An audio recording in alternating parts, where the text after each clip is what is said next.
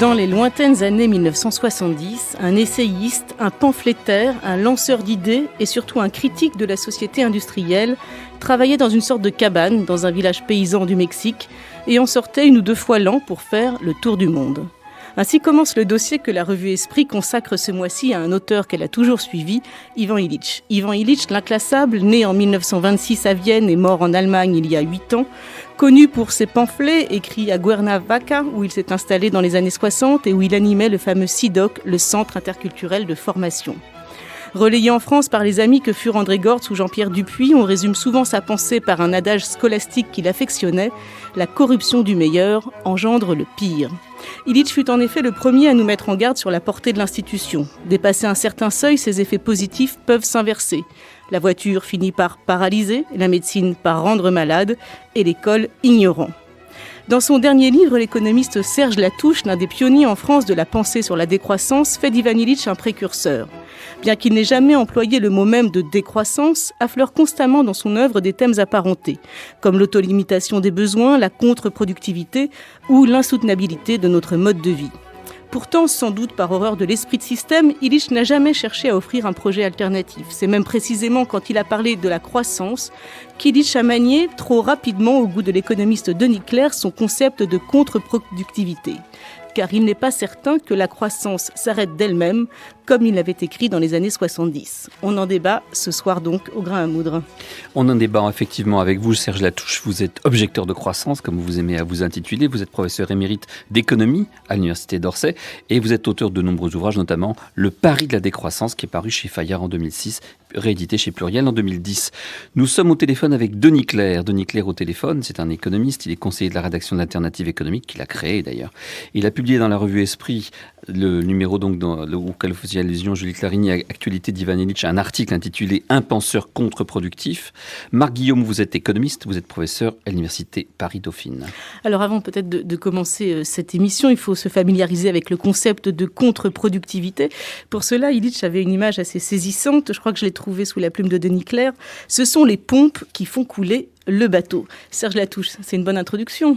Oui, alors je dirais que par rapport à ce que vous avez dit, quand j'ai écrit effectivement que Illich n'avait pas de projet alternatif, les dernières vacances, j'ai relu La convivialité. J'ai été frappé, en fait, j'avais été un peu excessif. Il a quand même un projet alternatif dans la convivialité en particulier. Et j'étais même un peu ennuyé parce que finalement, je me dis, mais en fait, j'ai rien inventé. Il y avait tout déjà chez Illich. Tout le projet de la construction d'une société de décroissance se trouve dans la convivialité, qui est sans doute son livre le plus fort. Alors, la contre-productivité, vous ne nous avez pas aidé pour l'instant, Serge Latouche. Alors, peut-être Marc Guillaume, un exercice de professeur, mais vous êtes tous presque professeurs autour de cette table. Le concept de contre-productivité, un petit exemple, ou essayez de nous le décrire. C'est un truc de polytechnicien. Oui, c'est un truc de polytechnicien, effectivement. L'exemple que j'ai en tête, et que d'ailleurs nous avait expliqué Ivan Illich quand il venait à Paris, à l'invitation de Philippe Diribard, de Jean-Pierre Dupuis et de moi-même, c'était les transports. Il expliquait qu'une voiture, ça peut rouler à 60, 80, 130 à l'heure, mais que si l'on compte l'ensemble des heures passées à construire une voiture, les infrastructures, le contrôle des voitures, etc., et si l'on divisait donc les kilomètres parcourus par ce nombre d'heures, on tombait sur une vitesse moyenne, alors Serge, tu me corrigeras, 5 ou 6 kilomètres à l'heure, donc la vitesse d'un piéton.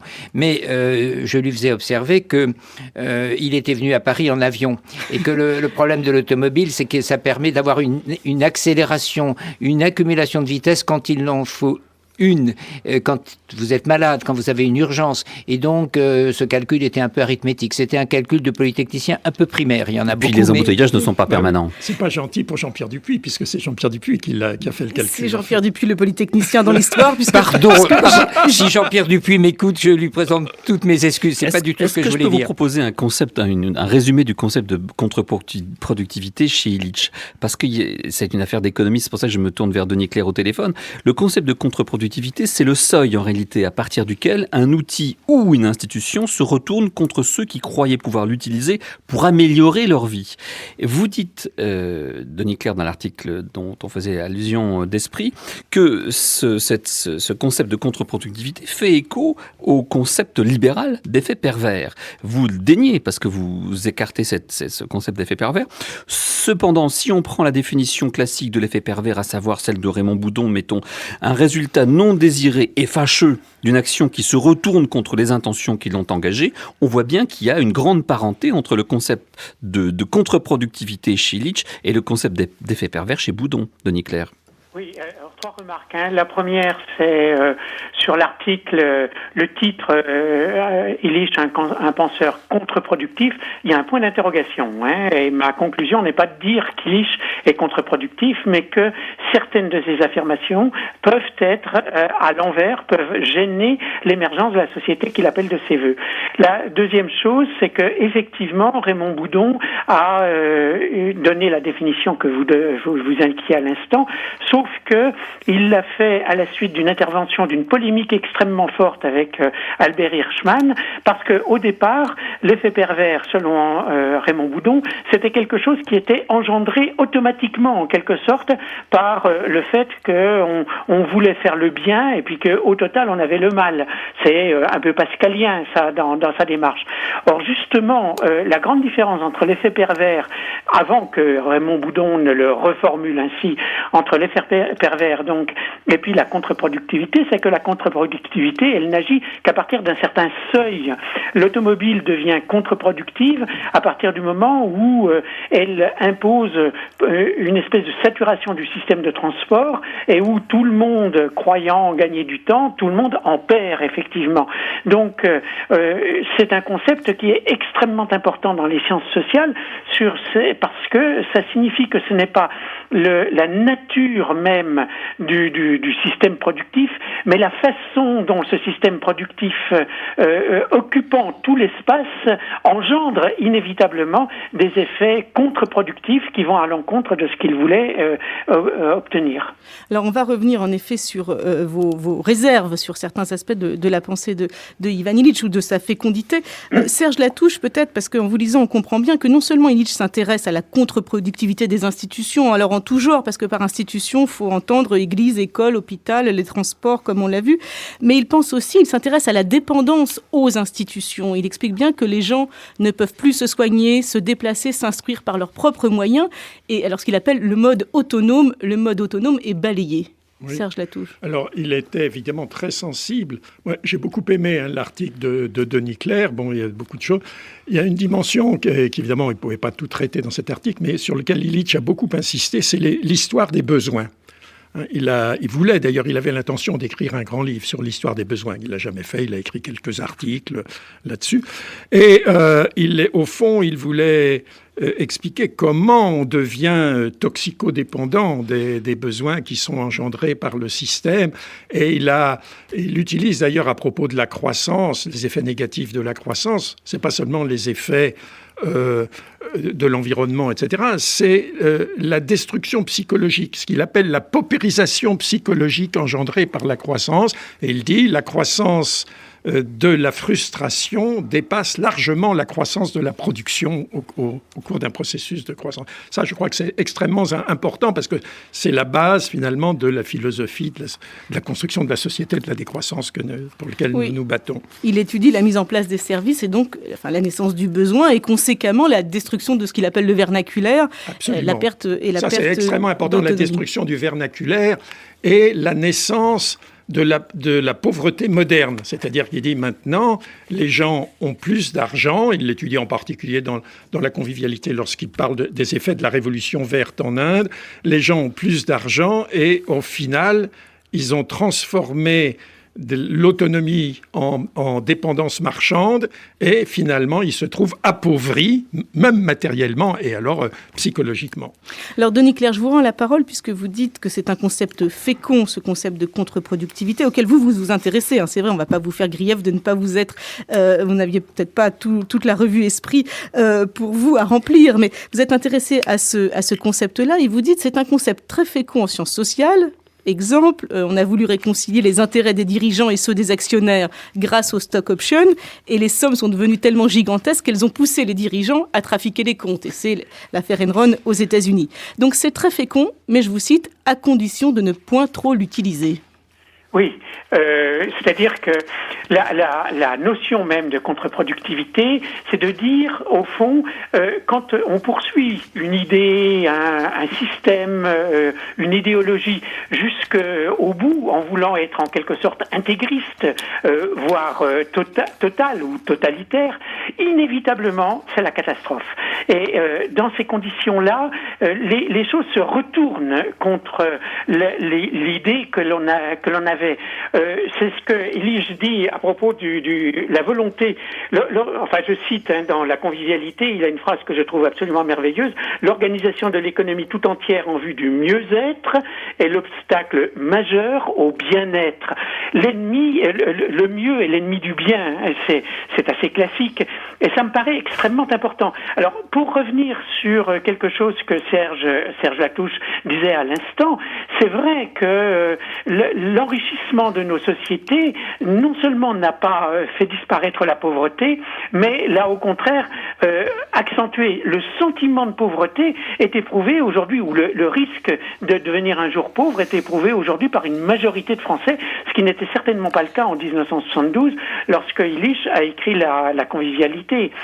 Moi, je suis frappé de voir que de 72 à 2009, le revenu national a été multiplié par 2, mais le sentiment de bien-être a reculé. Et donc, il faut bien prendre conscience que ce n'est pas en allant jusqu'au bout de la logique économiciste du toujours plus qu'on va permettre à la société de vivre mieux. Mais on va Denis lui permettre, Clair, au contraire, non seulement de gâcher la planète, mais en plus de faire le malheur d'une bonne partie des gens. là, vous êtes un peu plus consensuel que vous ne l'êtes dans votre article, où quand même la dernière page consiste à dire que c'est quand il parle de la croissance que ce concept de contre-productivité vous semble un peu trop rapide sous la plume de Ivan Illich. Vous dites quand même la croissance, on ne peut pas la récuser comme ça, et notamment, elle a aidé la pauvreté à reculer, stricto sensu, si on prend non pas le sentiment de pauvreté, mais la pauvreté. La pauvreté mondiale, oui, ça c'est incontestable. Mais justement, moi je défends l'idée que le concept de croissance, tout comme le concept de décroissance, sont des faux amis, ce sont des valises vides dans lesquelles les gens peuvent mettre ce qu'ils veulent.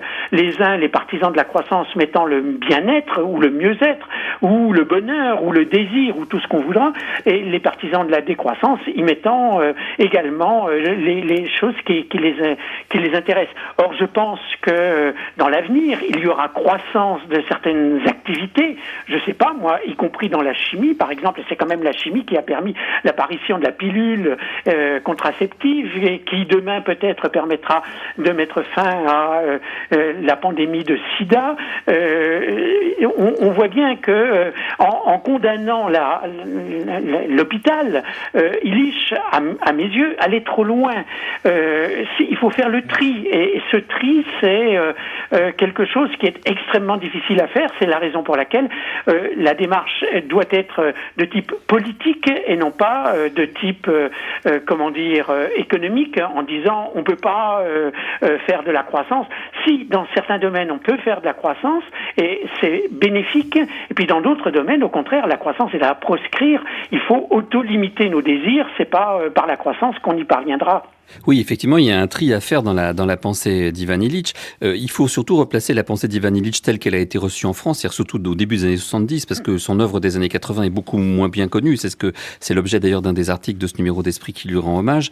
Il faut replacer dans le contexte des années 70 avec la CFDT qui fait la critique de la société industrielle. Il y a des penseurs comme André Gorz ou comme Jacques Ellul qui sont extrêmement importants à l'époque dans ce domaine-là. Et surtout, il y a le Club de Rome. Le Club de Rome 70-72 qui met en garde contre une production de biens matériels trop vorace en énergie et en matières premières, et qui, le premier, il y a maintenant 30 ans, préconise effectivement la croissance zéro. Mais surtout, il préconise une réorientation de nos économies vers une production de services plutôt que de production de produits industriels. Mais c'est là que la pensée d'Illich nous paraît particulièrement radicale, parce que contrairement au Club de Rome qui se contente d'attaquer la production de biens industriels et qui donc demande une réorientation de l'économie vers les productions de services, Illich, lui, attaque la production de services elle-même. Il attaque l'école de manière extraordinairement radicale. Il demande la suppression de l'école, une société sans école. Il demande la suppression des transports voraces en énergie et il s'attaque à l'hôpital et à la production de soins. Et il me semble que dans sa radicalité, il contredit pas mal de choses qui existent aujourd'hui dans le corpus idéologique d'une partie importante de l'extrême gauche qui se réclame d'Illich. C'est que, certes, dans cette extrême gauche se rencontre la critique de la croissance capitaliste destructrice de la nature, et là on est bien dans Illich, mais aussi un discours de soutien aux institutions publiques parce qu'elles sont censées échapper à la concurrence, à la productivité, etc. Or, Illich, lui, il attaque ces institutions. Il a des mots contre les profs et contre l'école qui feraient frémir le débat va commencer maintenant, un manque d'attaque, Marc Guillaume. Oui, alors je voudrais revenir sur ce que disait Denis Clerc à propos, en effet, du secteur de la santé. Ivan Illich était très critique à l'égard de cette espèce de dépendance par rapport à l'institution sanitaire. Il l'a d'ailleurs appliqué à sa propre maladie, refusant de se faire soigner. Et il a tenu 20 ans avec sa tumeur. Tout à fait. Ça fait réfléchir. Il a incarné sa vision. Mais cette vision... Est-ce qu'il envoyait ses enfants à l'école ? Je ne pense pas, parce qu'il avait une critique encore plus féroce à l'égard de l'école. Je reviens un instant sur le problème de la santé, parce qu'en effet, c'est au cœur de l'actualité, de la question de la décroissance ou d'une autre croissance. Dans l'invasion pharmaceutique, Jean-Pierre Dupuy a développé l'idée d'Ivan Illich en montrant, d'une manière plus locale d'ailleurs, à quel point on peut être dépendant d'une organisation. Mais il me semble qu'aujourd'hui, si on est moins un précateur céleste que Ivan Illich, qui était très radical, on peut se dire que pour arriver à vendre une limitation, une modération de la croissance matérielle, il faut offrir une alternative. Et ma propre position, c'est la même que vient de défendre Denis Clerc, c'est que dans le domaine de ce qu'on pourrait appeler l'économie des personnes, dont le care à la mode aujourd'hui n'est qu'une toute petite composante, je crois que l'infini qu'il faut offrir aux hommes et aux sociétés, c'est un développement. Les adolescents, quand ils cessent de grandir, ils ne cessent pas de se développer. Et donc voilà, la position que je partage avec Denis Clerc, c'est que le secteur de la santé, avec tous les effets négatifs, avec tous les effets de dépendance par rapport aux organisations, doit être une des composantes avec l'éducation. Et là, on est dans du contre Illich, c'est clair, doit être développé en ayant conscience, en effet, que c'est pas parce que on n'est pas dans la rentabilité, la concurrence, l'appât du gain, c'est pas parce qu'on dépend d'une organisation publique qu'on est protégé. Il y a aussi des effets négatifs. Autrement dit, en une phrase, il faut lire Illich, il faut relire Illich, mais il faut garder son esprit critique. C'est la bonne façon d'oublier Illich au sens fort de respecter un penseur. Alors Illich, dont vous disiez tout à l'heure qu'il avait un côté imprécateur, je veux dire qu'il a été formé par l'Église, on l'a pas encore dit dans cette émission, il a été formé par l'Église, il a même été prêtre pendant plusieurs années. France Culture, il est 18h40, vous écoutez Du Grain à Moudre et vous venez d'entendre Marc Guillaume. Nous sommes également avec Denis Clerc qui est au téléphone, qui a contribué au numéro d'esprit qui est en kiosque en ce moment sur Ivan Illich. Et puis nous sommes avec Serge Latouche, professeur d'économie à l'Université d'Orsay, objecteur de croissance. Serge Latouche qui vient de signer aux éditions Les Liens qui libèrent « Sortir de la société de consommation ». Alors la décroissance est-elle la bonne nouvelle d'Ivan Illich ? C'est le titre de votre chapitre et ça va vous permettre de répondre à ces limites qui ont été apportées à la fécondité de la pensée d'Ivan Illich. Oui, alors... La dernière fois que j'ai rencontré Ivan Illich, c'est en mars 2002, à l'UNESCO, pour le colloque que l'association que j'organisais, que je présidais à cette époque, la Ligne d'Horizon, organisait, et où pendant 3 jours, nous avons eu des débats absolument prodigieux avec José Bové, avec une quantité d'autres personnes. Et Ivan Illich était, je vois la dernière image que j'ai de lui, il était absolument bouleversé Et il m'a dit, mais en Allemagne, on n'aurait jamais pu, sur un thème comme ça, c'était défaire le développement, refaire le monde, on n'aurait pas eu plus de 100 personnes. Et là, on avait 700 personnes, alors que la grande salle de l'UNESCO n'en contient que 400, et on a été obligé de fermer les portes et de refuser du monde. Et il y avait un enthousiasme extraordinaire. Et pour lui... j'ai gardé cette dernière image, Illich radieux en quelque sorte, ayant l'impression qu'il avait toute sa vie prêché un peu dans le désert, et qu'enfin son message était transmis. Parce que il ne faut pas caricaturer, la décroissance, c'est un slogan, mais un slogan fort, à la différence du développement durable, je dirais un slogan mou. C'est un slogan fort pour marquer la nécessité d'une rupture. Et ça, c'était important dans la pensée d'Illich. On peut très bien, sur la médecine, je suis tout à fait d'accord, à partir du moment où on a remis en cause l'hubris de notre système, la démesure inscrite dans la logique l'acharnement thérapeutique, par exemple. D'une société de croissance. Non, mais la logique d'une société de croissance, c'est-à-dire, bien évidemment, je suis d'accord avec M. Deniclerc que certaines choses doivent croître. D'ailleurs, nous avons intitulé notre journal le journal de la joie de vivre. Ça veut dire que la joie de vivre, le bonheur doit croître. Et pour ça, il faut faire croître la qualité de l'air, la qualité de l'eau, bien des tas de choses, la santé, tout ça. Mais le problème, c'est que nous sommes piégés dans une logique d'une croissance pour la croissance, du toujours plus. C'est-à-dire que l'économie qui, depuis qu'on parle de mondialisation, a phagocyté totalement la société, que nous sommes dans une société de marché, est une économie qui repose sur produire pour consommer, pour produire pour consommer, c'est-à-dire que on produit pour consommer et on consomme pour produire, évidemment, au passage, évidemment, engendrer des profits. Et c'est de cette logique infernale qui nous porte à la destruction de la planète, parce que une croissance infinie dans un monde fini, c'est pas possible. Un enfant de 5 ans comprendrait ça, mais comme disait l'un des rares économistes à l'avoir compris, Kenneth Boulding, seul un fou ou un économiste peut penser que c'est possible. Mais le problème, c'est que si nos gouvernants sont fous, nous sommes tous des économistes parce que nous avons été économicisés dans nos têtes. Mais vous savez, il y a un autre économiste qui a répondu à cet argument en disant, vous savez, l'âge de bronze et l'âge de pierre se sont arrêtés, non pas parce qu'on a manqué de pierre ou de bronze, mais parce qu'on a changé de technique. Oui. C'est peut-être une réponse à votre théorie de la décroissance. C'est ce que pense Claude Allègre, mais jusqu'à présent, il n'y a pas le moindre commencement de preuve que l'on ait des ressources. Parce que ce qui a permis la parenthèse de la croissance, c'est fondamentalement la possibilité d'utiliser des machines à feu. Revenons à Illich, parce qu'il me semble que vous avez tendance, les uns et les autres, à le tirer dans le sens qui vous arrange et en oublier. Comme par hasard, vous faites l'impasse sur l'essentiel de son œuvre, qui était comme une critique du système de soins et du système éducatif, qui était d'une virulence extraordinaire. Vous nous dites, il a eu tort. Enfin, Deniclerc nous l'a dit tout à l'heure, finalement, le système de soins avait certains défauts, mais il a permis de prolonger la vie humaine. Sur des problèmes comme le sida ou les maladies cardiovasculaires, il nous a permis, certes, il y a les maladies nosocomiales, mais malgré tout, on y gagne. Sur le système éducatif, je pense qu'ici, personne ne sera d'accord pour fermer les écoles ou pour dire, comme Ivan Illich, j'ai quelques citations de lui qui sont extraordinaires, l'enseignement obligatoire semble miner la volonté personnelle d'apprendre. L'instruction ne peut être qu'une activité personnelle. Déscolariser la société veut dire avant tout refuser le statut professionnel à l'enseignant qui, par ordre d'ancienneté, vient juste après le plus vieux métier du monde. Vous êtes tous des professeurs ici, j'imagine assez mal que vous fassiez ces différents slogans. Si, Marc Guillaume, vous le faites? Mais bien sûr que oui. Mais je suis indigné d'entendre ça. Alors, je l'ai dit trop vite tout à l'heure. Je pense que l'approche d'Ivan Illich, sa critique radicale des institutions, est tout à fait intéressante. Je la partage pas complètement, mais sur l'éducation, je suis extrêmement critique. Un grand penseur africain, Cheikh Amadou Khan, explique pourquoi il y a de l'abus scolaire.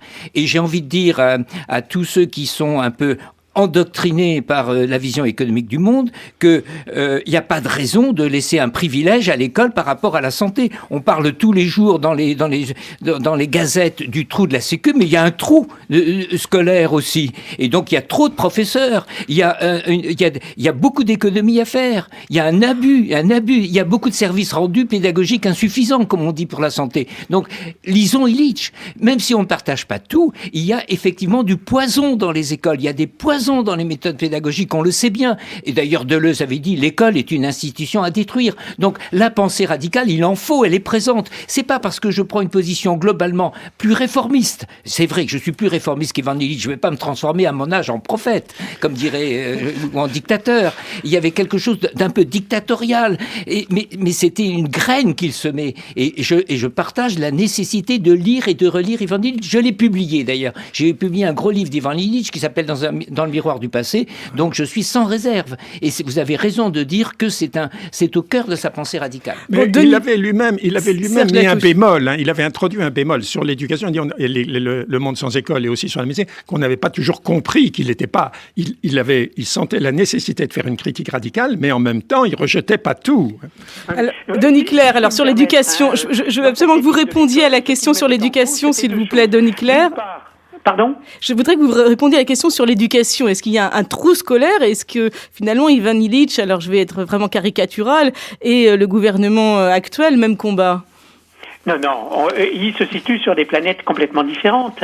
Ce que mettait en cause Ivan Illich dans une société sans école, c'était pas la nécessité de l'éducation, mais le fait que l'éducation, elle pouvait naître de tous les actes de la vie quotidienne et qu'elle pouvait être portée par tous ceux qui avaient quelque chose à donner en termes de savoir-faire, en termes de savoir relationnel, etc., etc. Ce qu'il critiquait dans l'école, c'est ce qu'il appelle le monopole radical, c'est-à-dire le fait que l'école soit devenue progressivement la seule institution agréée pour certifier une formation, alors que la formation c'est bien plus ample que simplement le savoir scolaire, et que le savoir scolaire est parfois plus appauvrissant qu'enrichissant pour bon nombre de gens. Donc il avait une pensée qui était plus nuancée que l'interprétation que certains ont fait du titre de son livre, Une société sans école.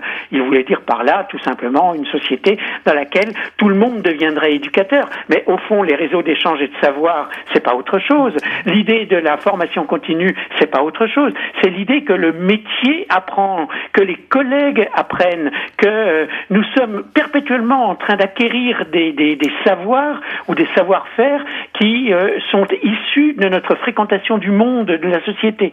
Donc, ne caricaturons pas Illich. À mon avis, il allait trop loin. Là-dessus, je suis assez d'accord avec Marc Guillaume, mais c'était pas quelqu'un qui disait supprimons l'école. Il disait simplement l'institution scolaire ne doit pas être la seule qui permet d'acquérir ce que j'appelle l'éducation. Mais est-ce que c'est pas simplement qu'on a changé d'époque et qu'effectivement le type de radicalité qui était celle d'Illich n'a plus cours aujourd'hui ? Parce qu'il faut quand même voir que dans la pensée d'Illich, il y a la mise en cause des agents des institutions qu'il critiquait, médecine et école en particulier, dont il disait qu'ils avaient un intérêt personnel à l'extension toujours plus lointaine du pouvoir de ces institutions. On était aussi, ça rencontrait la pensée de Michel Foucault, qui effectivement mettait en cause le lien entre pouvoir et savoir. Et il y a toute la critique que fait Illich des professionals, on n'a pas d'équivalent en français, mais de ces architectes, de ces urbanistes, de ces médecins, de ces ingénieurs, de ces experts, de tous les savoirs qui progressivement, au nom de l'expertise, ont fini par enserrer les relations humaines et surtout atrophier la capacité des individus dans leur autonomie à s'exprimer eux-mêmes, à organiser eux-mêmes leur vie. Et cette radicalité-là, aujourd'hui, je veux dire, elle n'existe simplement plus. Serge Latouche, peut-être qu'elle existe encore. Mais je veux dire que elle est plus que jamais nécessaire, je dirais. Oui. C'est-à-dire, c'est vrai qu'elle n'existe plus, c'est-à-dire qu'il y a eu une destruction psychologique de l'esprit critique, etc. Mais la décroissance, c'est un slogan radical, la décroissance. Oui, mais la domination de l'expertise, etc., est plus forte que jamais. Et puis, on pense que la ministre de la Recherche a organisé un colloque confidentiel, quasi secret, de l'Académie des sciences pour savoir ce qu'il fallait penser du dérèglement climatique. Alors, je voudrais revenir sur un autre aspect. On disait tout à l'heure que ce qui était fondamental pour Ivan Illich, c'était de réussir c'était finalement de lutter contre l'économisation du monde. Il travaille sur ce concept de disvaleur que vous reprenez, Serge Latouche. La disvaleur, c'est la perte qu'on ne saurait estimé en termes économiques. Et il était très attentif au fait que les savoir-faire traditionnels étaient toujours perdants dans la reconnaissance salariale, de même que les artisans, quand ils entraient dans des usines, étaient toujours perdants. Mais justement, ce qui est intéressant, c'est qu'aujourd'hui, l'une des propositions qui est faite pour un monde soutenable, une planète durable, d'ailleurs c'est le titre du grand forum de Libération à Lyon la vendredi, donc l'une des propositions pour une planète durable, c'est au contraire, si je parle en économiste, d'internaliser les externalités. C'est-à-dire qu'il y a eu une grande rencontre à Montpellier il y a quelque temps de tous les écologues français, et l'un des enjeux de la rencontre, c'était justement de faire ressortir un nouveau modèle théorique, celui des services écosystémiques, c'est-à-dire des services que la nature rend à l'humanité. Il fallait essayer de mettre en équation, évaluer économiquement les services que la nature nous rend.